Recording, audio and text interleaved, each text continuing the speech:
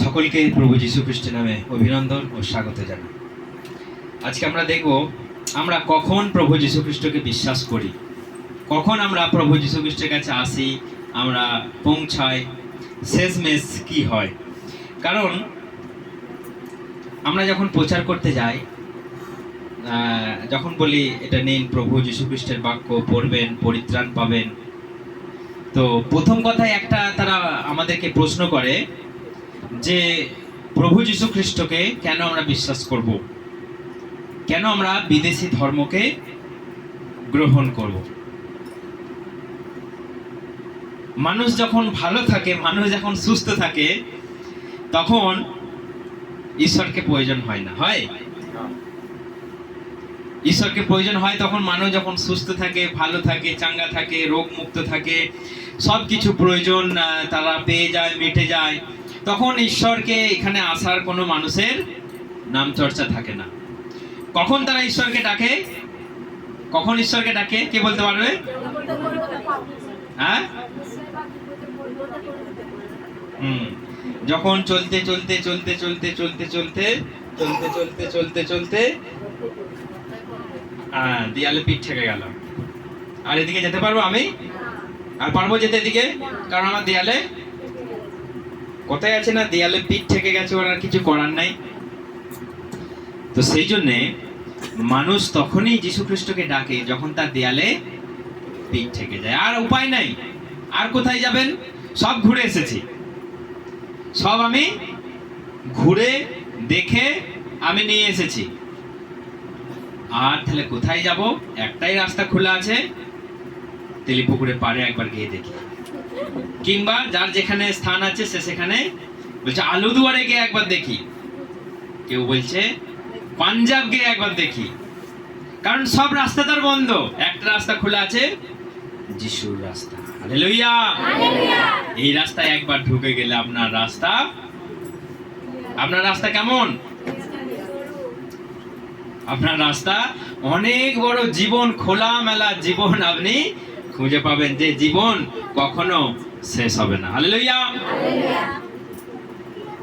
তো সেই জন্য আজকের মেসেজ, আপনার সব কিছু ফুরিয়ে যাবার আগে, আপনার সব কিছু শেষ হয়ে যাবার আগে, আপনার দেয়ালে পিঠ থেকে যাবার আগে আপনি যিশুর কাছে আসুন। হালেলুয়া! যেন আমাকে সবকিছু হারাতে না হয়। আজকে মানুষ কখন যিশুর কাছে আসে?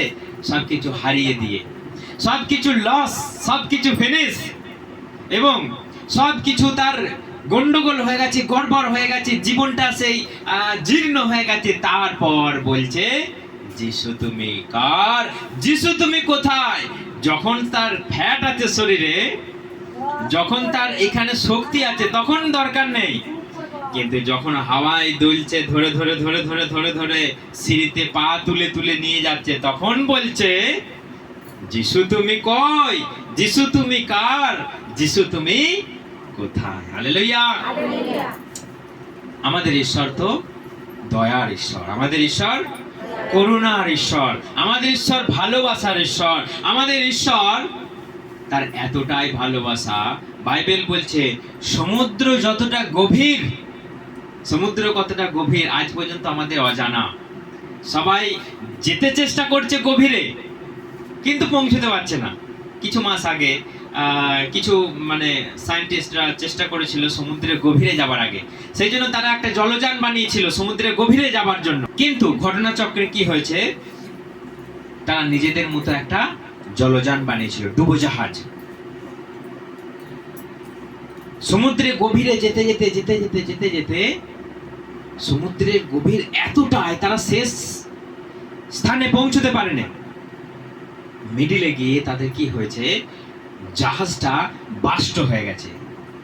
জাহাজটা বাস্ট হয়ে গেছে কোনো বম ব্লাস্ট দ্বারা নয়, জলের প্রেসারে।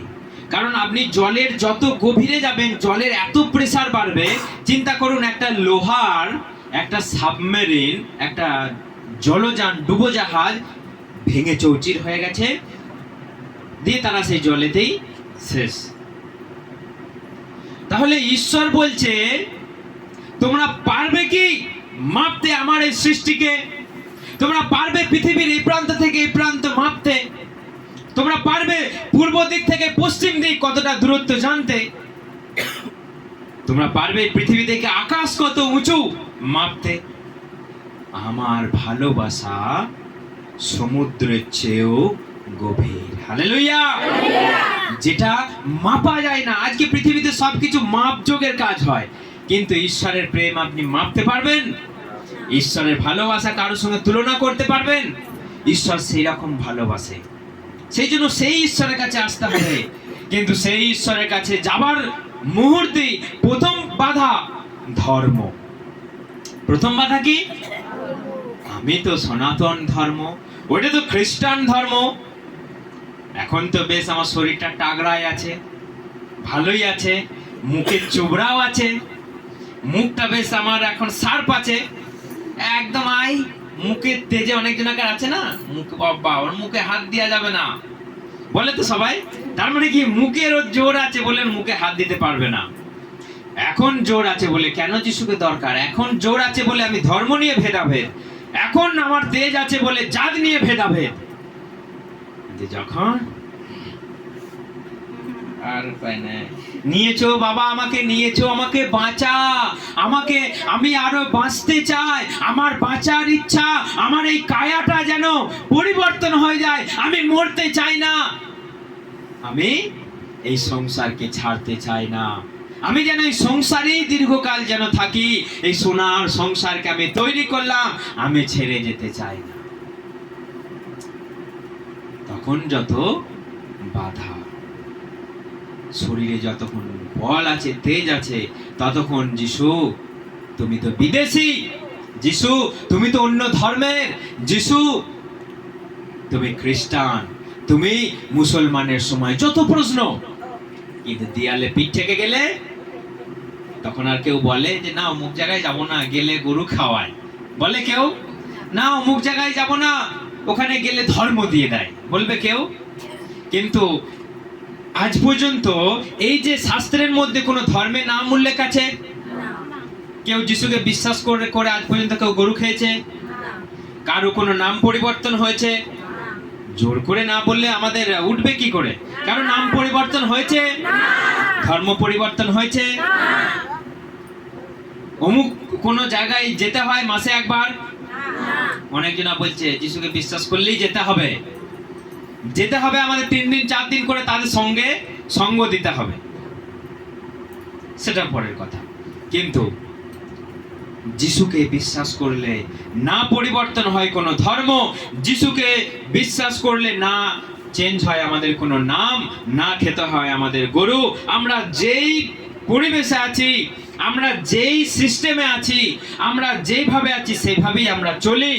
শুধু পরিবর্তন হয় আমাদের মন, পরিবর্তন হয় আমাদের আচরণ, পরিবর্তন হয় আমাদের কি, আমরা যে রোগ ছিলাম সেই রোগ থেকে আমরা মুক্তি পেলাম, যে পরিস্থিতিতে ছিলাম সেই পরিস্থিতি থেকে আমাদের আরেকটু সুন্দর পরিস্থিতি হলো। এটাই তো, এটাই।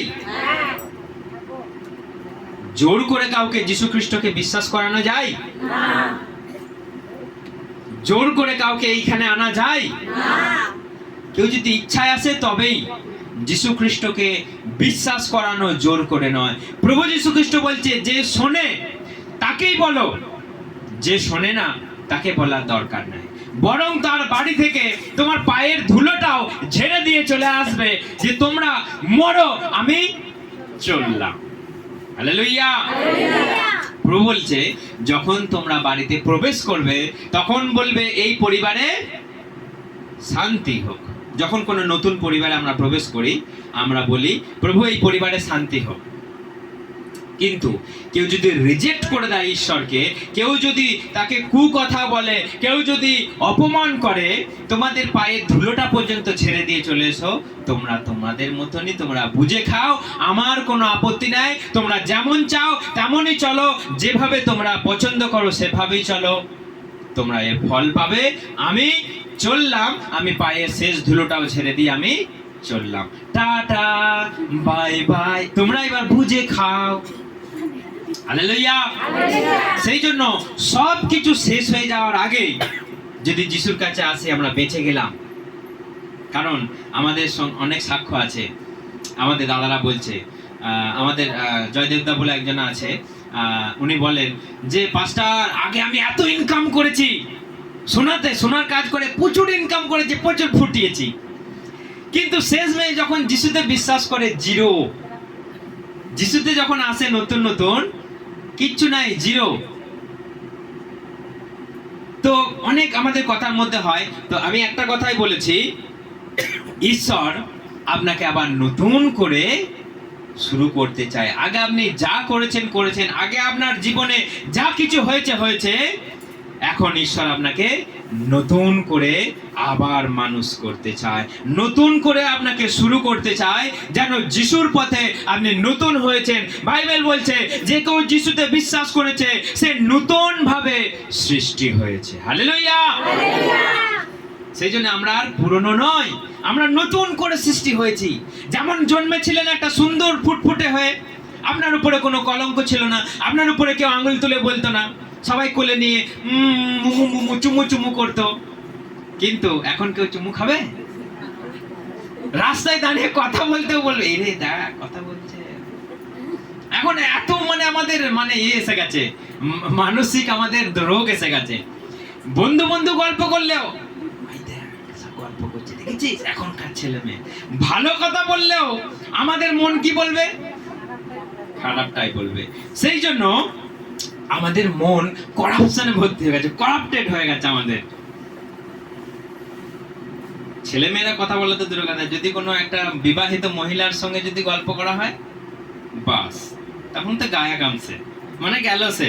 তো এরকম আমাদের মাইন্ড। তো সেই জন্য আমরা প্রভুতে বিশ্বাস করেছি, একটা নতুন করে আমাদেরকে তিনি বানিয়েছেন। যেমন একটা শিশু নতুন করে পৃথিবীতে জন্মায়, তেমনি তিনি আমাদেরকে প্রভুতে এনে তিনি আমাদেরকে মনোনীত করে তিনি আমাদেরকে এমন করে তৈরি করেছেন, সম্পূর্ণ এই জগতের থেকে আলাদা একটা নতুন মানুষ হয়েছে। ইয়েস আর নো? সবাই ইংরেজি জানে না নাকি? হ্যাঁ, সবাই জানে না। ইয়েস আর নো? তাহলে ইংরেজিতে আমরা তো ম্যাট্রিক পাস হয়ে। যাই হোক, তো আমি একটা উদাহরণ দিয়ে আজকের এই গল্পটাকে আমি বলবো যে সবকিছু শেষ হয়ে যাওয়ার আগেই আমাদের প্রভুর কাছে আসা দরকার। দেখুন, আমার সঙ্গে খুব পরিচিত বাক্য, আমরা সবাই জানি, এই বাক্য আমাদের অজানা নয়, এত ফ্যামিলিয়ার, এত আমাদের পরিচিত এবং আমাদের জানা বাক্য। লুক 15 অধ্যায় 11 থেকে।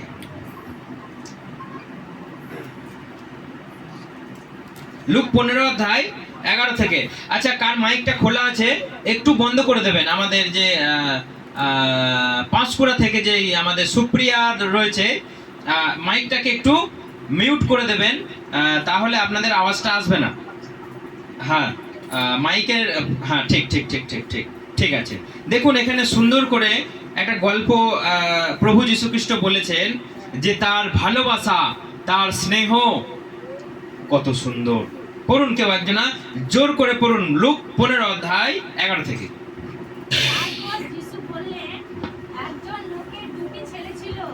ছোট ছেলেটি তার বাবাকে বলল, বাবা, আমার ভাগের সম্পত্তি আমাকে দিন। তাতে সেই লোক তার 2 ছেলের মধ্যে সম্পত্তি ভাগ করে দিলে। কিছুদিন পরে ছোট ছেলেটি তার সম্পত্তি বিক্রি করে টাকা পয়সা নিয়ে দূর দেশে চলে গেল। সেখানে সে খারাপভাবে জীবন কাটিয়ে তার সব টাকা পয়সা উড়িয়ে দিল। যখন সে তার সব টাকা খরচ করে ফেললো, তখন সেই দেশের সমস্ত জায়গার ভীষণ দুর্ভিক্ষ দেখা দিল। তাতে সে অভয় পড়ল। তখন সে গিয়ে সেই দেশে একজন লোকের কাছে চাকরি চাইল। লোকটি তাকে তার শুকর চড়াতে মাঠে পাঠিয়ে দিল। শুকরের যে ছুটি খেত সে তা খেয়ে পেট ভরাতে চাইতো, কিন্তু কেউ তাকে তাও দিত না। পরে একদিন তার চেতনা হলো, তখন সে বলল, আমার বাবার কত মজুর কত বেশি খাবার পাচ্ছে, অথচ আমি এখানে খিদেতে মরছি। আমি উঠে আবার বাবার কাছে গিয়ে বলবো, বাবা, ঈশ্বর ও তোমার বিরুদ্ধে আমি পাপ করেছি। কেউ যে তার কেউ যে আর আমাকে তোমার ছেলে বলে ডাকে তার যোগ্য আমি নই। তোমার মজুরদের একজনের মতো করে আমাকে রাখো। এই বলে সে উঠে তার বাবার কাছে গেল। সে দূরে থাকতে তাকে দেখে তার বাবার খুব মমতা হলো। তিনি দৌড়ে গিয়ে তাকে জড়িয়ে ধরে চুমু দিলেন। তখন ছেলেটি বলল, বাবা, আমি ঈশ্বর ও তোমার বিরুদ্ধে পাপ করেছি। কেউ যে আর আমাকে তোমার ছেলে বলে ডাকে তার যোগ্য আমি নই। কিন্তু তার বাবা তার দাসদের বললেন, তাড়াতাড়ি করে সবচেয়ে ঠিক আছে, ঠিক আছে, ঠিক আছে, সবাই শুনতে পেয়েছেন গল্পটা? এই গল্প একটা খুব সুন্দর গল্প। এই গল্পের মাধ্যমে ঈশ্বর আমাদেরকে এটাই বোঝাতে চাইছে যে একটা পরিবারে দুই ছেলে ছিল, দুই ভাই।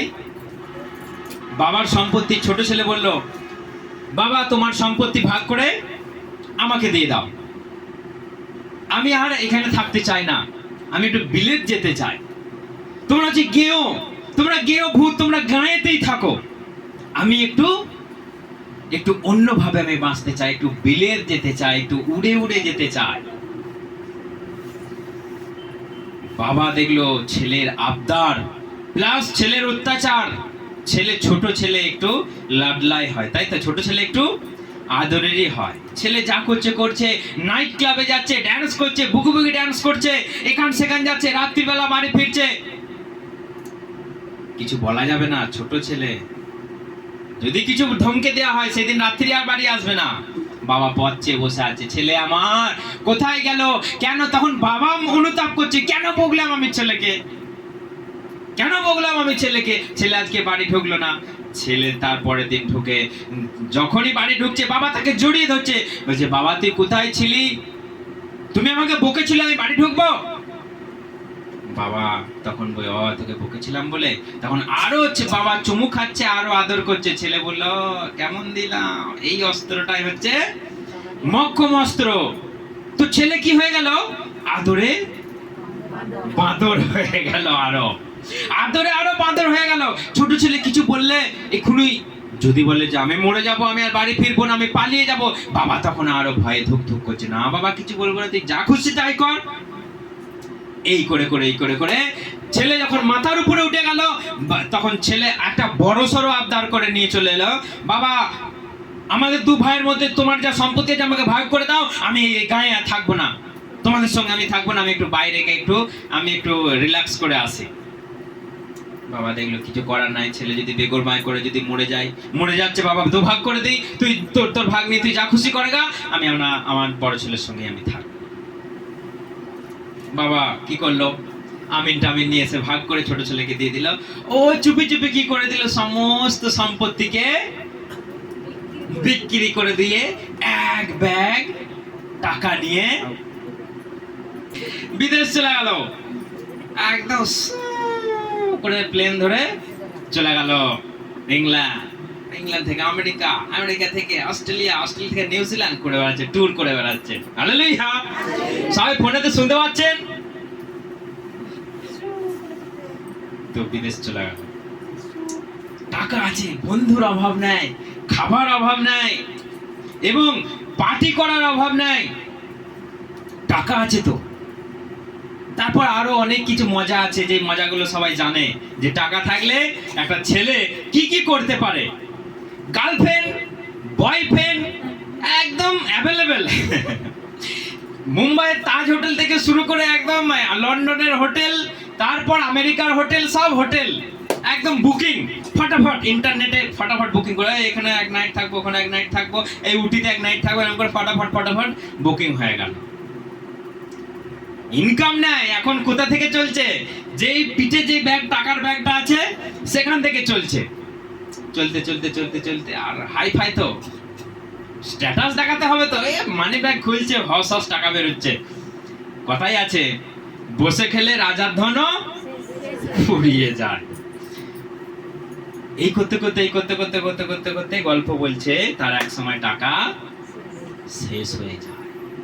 এত বন্ধু, এত গার্লফ্রেন্ড, এত বয়ফ্রেন্ড, এত ক্লাবকে মেনটেন্স করতে গিয়ে তার টাকা আস্তে আস্তে শেষ হয়ে যায়, আস্তে আস্তে শেষ হয়ে যায়।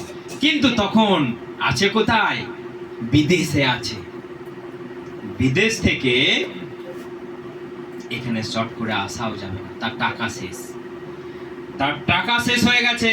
এরপর লেখা রয়েছে একটা দুর্ভিক্ষ সেখানে, মানে খাদ্যের অভাব, কাজের অভাবও দেখা দিয়েছে। মানুষ সবাই হাহাকার করছে। সেই মুহূর্তে তারও টাকা শেষ, সেও খুঁজে বেড়াচ্ছে এবার একটা কাজ, যদি চাকরি জুটে যায়, চাকরি যদি জুটে যায় তাহলে আমি কিছু খেতে পারি। চাকরি চাকরি, এ দুয়ার সে দুয়ার, ওই ফর্ম ফিল আপ, এই ফর্ম ফিল আপ, এখানে যাওয়া সেখানে যাওয়া, একে ঘুষ দিয়া, ওই দালালকে ধরা, অনেক কিছু করে করে করে করে তাদের পিছনেও যেটুকু ব্যালেন্স ছিল গায়া খতম।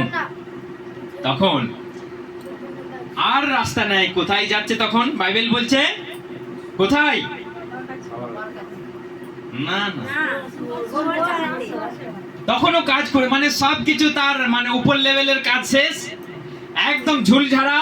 তখন সে কাজ খুঁজতে যাচ্ছে, একজন বাড়িতে গেছে, বাড়ি বাড়ি দরজা ঢুকছে, কে আমাকে কাজে নেবে গো? বাসন মাজা হোক, রান্না করা হোক, জামা কাপড় কেচে দেওয়া হোক, রুগী দেখা হোক, আমি করব।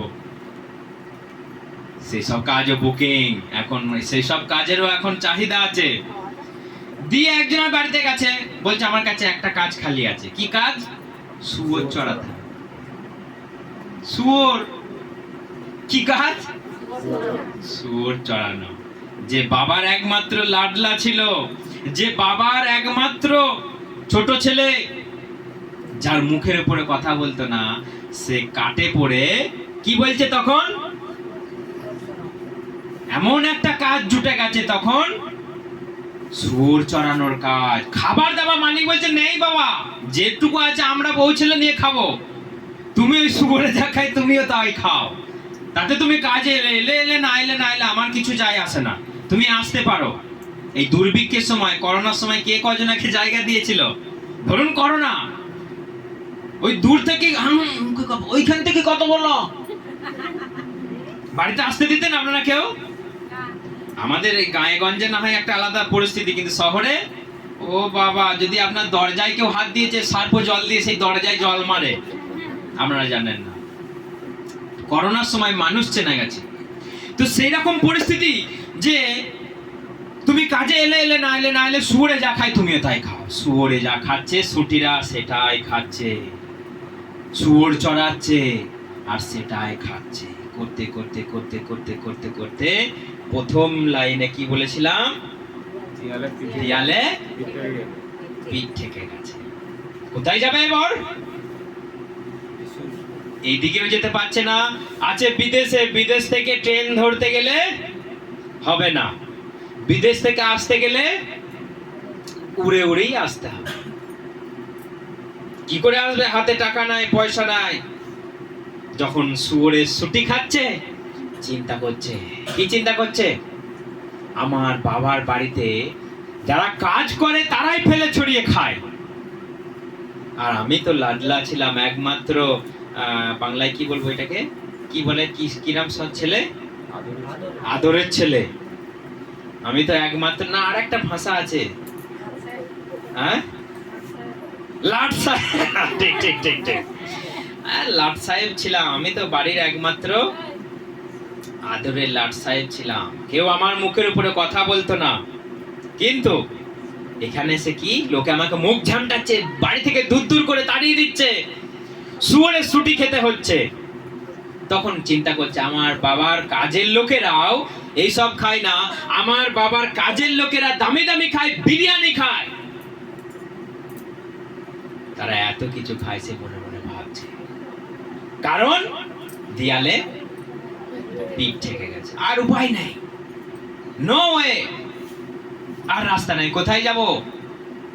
যেদিকেই যাব পথ বন্ধ, কোনো রাস্তা নেই। সেরকম হয়েছে আমাদের। তখন মনে মনে ভাবছে, মনে মনে কল্পনা করছে, এবং খিদের টানে ভাবছে কি কি খেয়েছি আর জিভে জল আসছে, কি কি খেয়েছে তখন মনে পড়ছে আর জিভে জল আসছে। দেখবেন উপোস করলে যত বিরিয়ানির কথা মনে পড়ে, যত সেই চিকেন কষার কথাগুলো মনে পড়ে আর জিভে জল আসে। উপোস করেছেন তো সবাই? করলে দেখবেন ওরকম হবে। তখন তার মনে পড়ছে, আহ বাবার বাড়িতে কি খেয়েছি, বাবার বাড়িতে কি পড়েছি।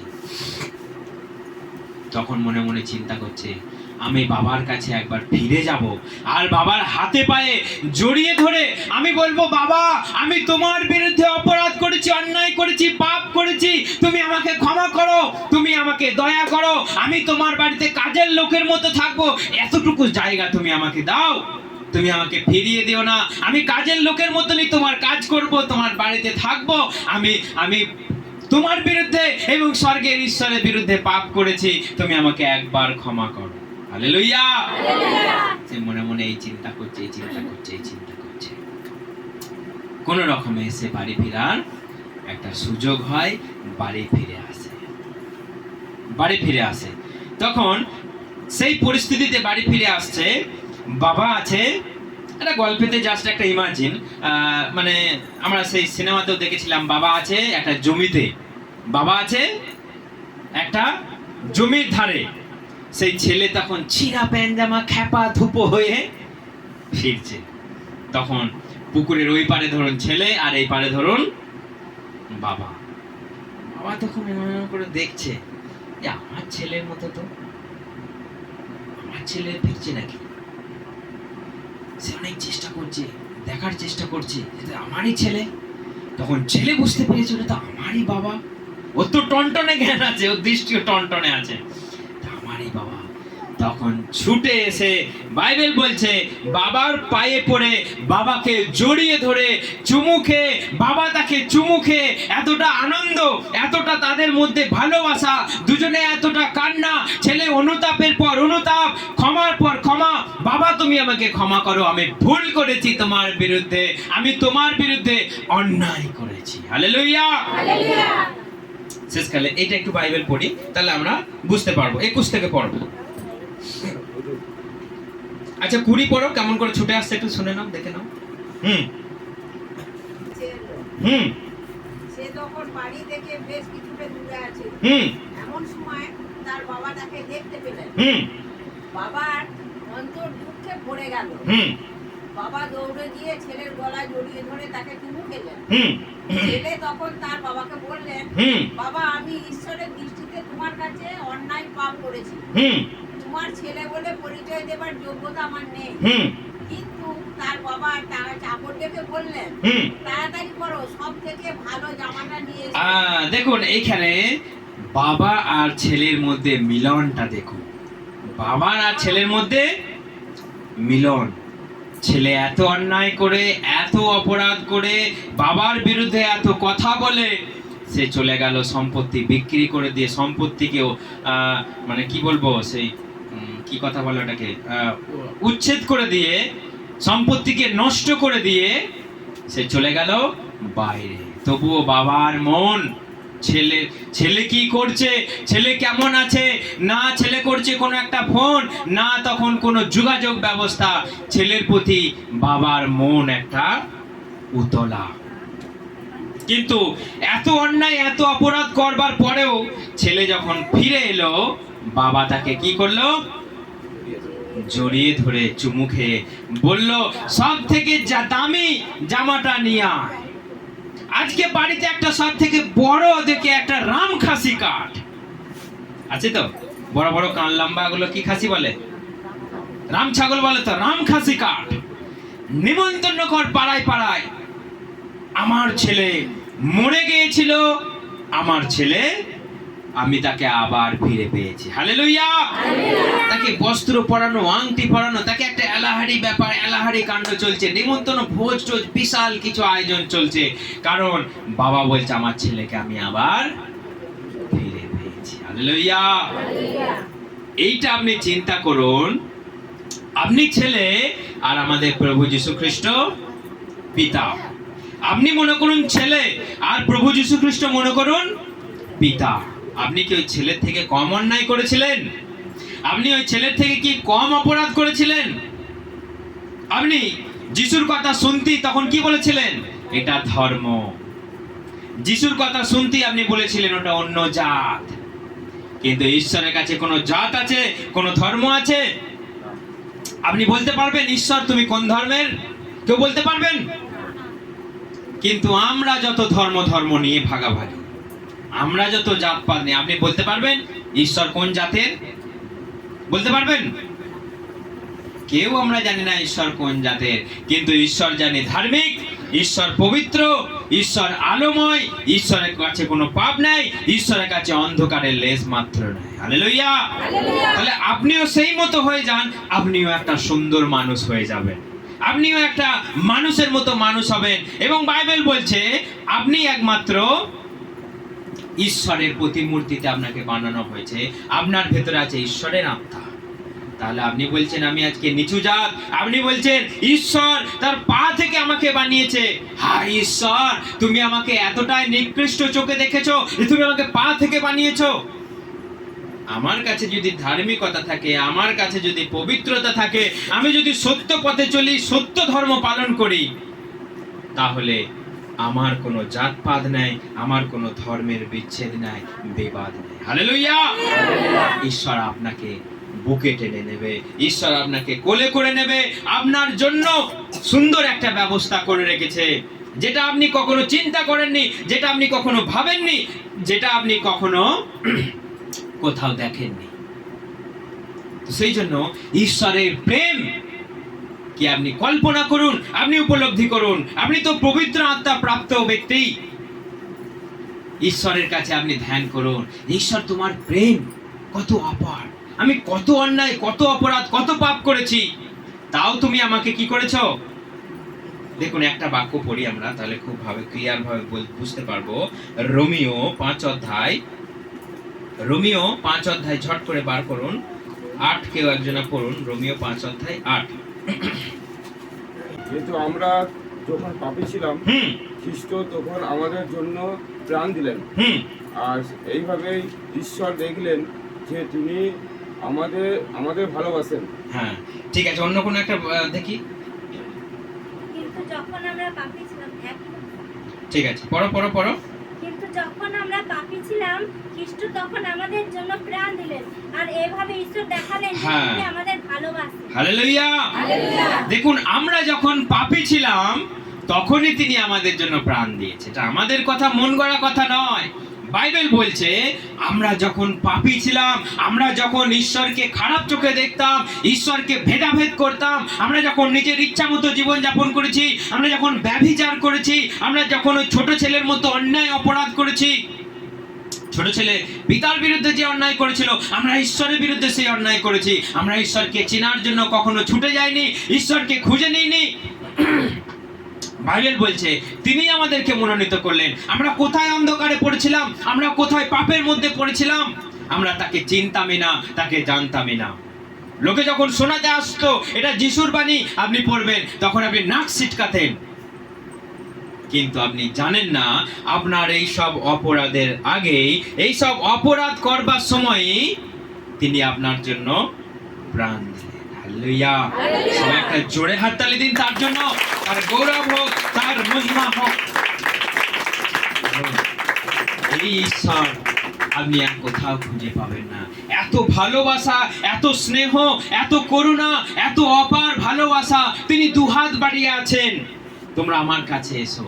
তিনি দুহাত বাড়িয়ে আছেন, তোমরা আমার কাছে এসো। একটা মা যেমন একটা শিশুকে ভালোবাসে, তার ছেলেকে ভালোবাসে, তার চেয়েও বেশি আমরা ভালোবাসি। সেই বাবার স্নেহ দেখুন ছোট ছেলের প্রতি, ছোট ছেলের প্রতি তার মন কাঁদছে, তার মন কাঁদছে, তার মন কাঁদছে। ছেলে আমার চলে গেল, ভুল করলো, কিন্তু বাবা তখন কি তাকে একটাও কোনো খারাপ কথা বলেছিল? বেরিয়ে যা চোখের সামনে থেকে, তুই অন্যায় করেছিস, তুই অপরাধ করেছিস বলেছিল? যখন সে ফিরে এলো, বাবার কাছে অনুতাপ করলো, ক্ষমা স্বীকার করলো, বলেছিল? না, বাবা তাকে জড়িয়ে ধরে চুমু খেলো। আমাদের প্রভু যীশু খ্রিস্ট আপনাকে জড়িয়ে ধরে আপনাকে আলিঙ্গন করতে চায়, আপনার সঙ্গে কাঁধে হাত দিয়ে আপনাকে পথ দেখিয়ে নিয়ে যেতে চায়। যদি আপনি একবার অনুতাপ করেন, যদি আপনি একবার ফিরে আসেন, আর যদি আপনার জাতের অহংকার করেন, আপনার ধর্মের অহংকার করেন, আপনার জন্য পড়ে আছে শেষ গন্তব্য। কোথায়? সেই অগ্নিময় স্থান যেটাকে বলা হয় নরক।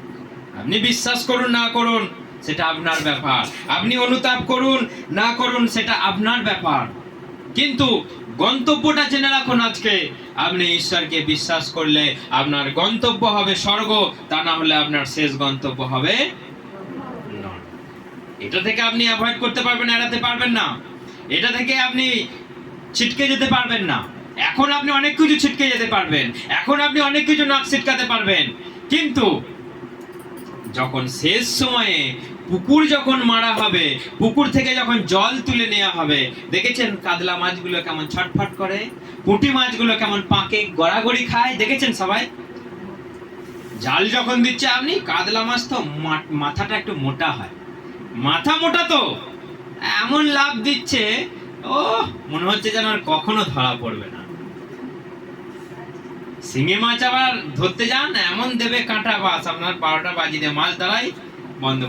অনেক জন শিঙে মাছের মতো আছে, এমন হুল দেবে, বাস ও তো লাভ দিতে পারবে, আর ওর কাছে যান, ও শুধু কান কোন নড়াবে, একবার হাতে পেলেই বাস। এরকম মানুষ আছে। দেখুন, আপনি সেরকম অপরাধ করেছেন, সেরকম অন্যায় করেছেন, কিন্তু জানেন না পুকুরটা মেরে দিলে বাস আপনার খেল খতম। সেই জন্য আমাদের তার কাছে নত হতে হবে, আমাদের তার কাছে বলতে হবে, প্রভু আমি যা কিছু না জেনে অন্যায় করেছি, তোমাকে যতদিন আমি জানিনি তুমি আমাকে ক্ষমা করো, যা কিছু অপরাধ করেছি। ঈশ্বর বলছে 7 গুণ মাপ, ঈশ্বর বলছে তোমার জন্য ক্ষমা 70 গুণ 7 বার তুমি ক্ষমা। কিন্তু তুমি যদি অপরাধ, তুমি যদি অন্যায় যদি স্বীকার না করেছো, তো তুমি গেলে। সেই জন্য প্রভুর কাছে আসুন, জীবন পাবেন। প্রভুর কাছে আসুন, আপনি জীবন পাবেন, আপনি মুক্তি পাবেন, এবং দেয়ালে পিঠ থেকে যাওয়ার আগে ঈশ্বরকে আপনি নির্দ্বিধায়, বিনা দ্বিধাতে আপনি তাকে ডাকুন।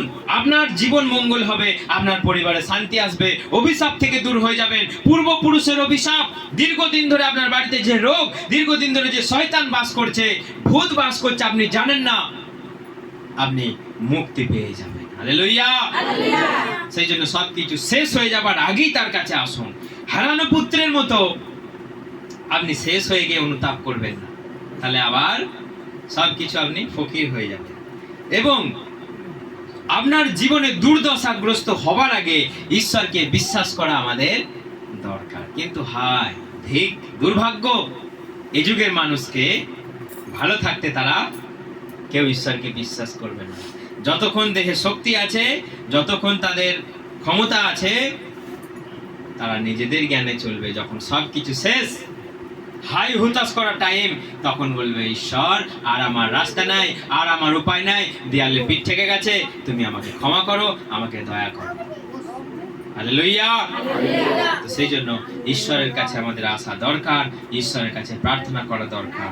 কোন রকম মাইন্ডে গোজামিল, কোন ধর্ম, কোন জাতপাত আপনি রাখবেন না। ঈশ্বর বলেছে মন পরিবর্তন করো, তুমি মুক্তি পাবে, তুমি উদ্ধার পাবে। হালেলুয়া। ঈশ্বর সকলকে আশীর্বাদ করুক এবং এইভাবে জীবনযাপন করুক। আরো এখানে সুন্দর করে লেখা আছে, যেটা আমি পরে একদিন বলবো। ঈশ্বর সকলের সঙ্গে সঙ্গে থাকুক এবং জীবনের শেষ দিন পর্যন্ত টিকে থাকুন। ঈশ্বর সকলকে পরীক্ষা করুন। জয় যিশু। আসুন আমরা সবাই প্রার্থনা করি।